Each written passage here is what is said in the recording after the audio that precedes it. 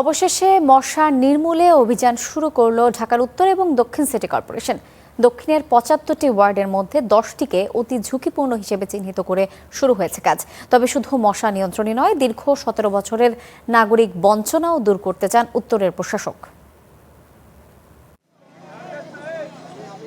অবশেষে মাঠে নামল ঢাকার ২ সিটি কর্পোরেশন। দক্ষিণ ঢাকায় শুরু ১ মাসের মশা নির্মূল অভিযান। এতে খাল, ডোবা, নর্দমার পানি পরিষ্কার করে ছিটানো হবে ঔষধ। আর এ কাজে এলাকাবাসীদেরও পাশে চেয়েছেন প্রশাসক আব্দুস সালাম। এখান থেকে যাত্রা শুরু করলাম, এটা ১ মাস ব্যাপী চলবে।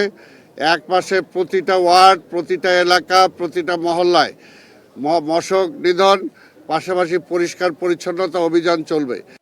নর্দমায় জমে থাকা ময়লা ও যত্রতত্র আবর্জনা ফেলার কারণেই মশার প্রকোপ বাড়ছে জানিয়ে নাগরিক সুবিধা নিশ্চিতে এই অভিযানের ধারাবাহিকতা চান স্থানীয় সংসদ সদস্য, সড়ক ও রেলপথ প্রতিমন্ত্রী। ময়লা আবর্জনার কারণে আমাদের ড্রেনগুলি, খালগুলি সবগুলি দখলের কারণে, ভরাট হওয়ার কারণে আমাদের এখান থেকে প্রচুর মশার উপদ্রব সৃষ্টি হয় এবং মশা এই কারণে আমাদের এখানে বিভিন্ন ধরনের রোগ বালাইও তৈরি হয়। এদিকে উত্তর ঢাকায় বস্তি এলাকার উন্নয়নে অগ্রাধিকার দিচ্ছে ডিএনসিসি। তদারকিতে মাঠে নামানো হয়েছে 10টি বিশেষ team.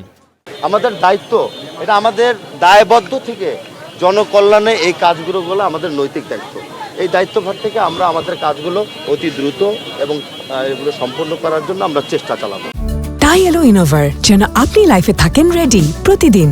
Innova, designed for now. একই অনুষ্ঠানে হাজির হয়ে মশা নিয়ন্ত্রণ ও বস্তিবাসীর ভাগ্য উন্নয়নের প্রকল্প নিয়ে কথা বলেন স্থানীয় সরকার প্রতিমন্ত্রী।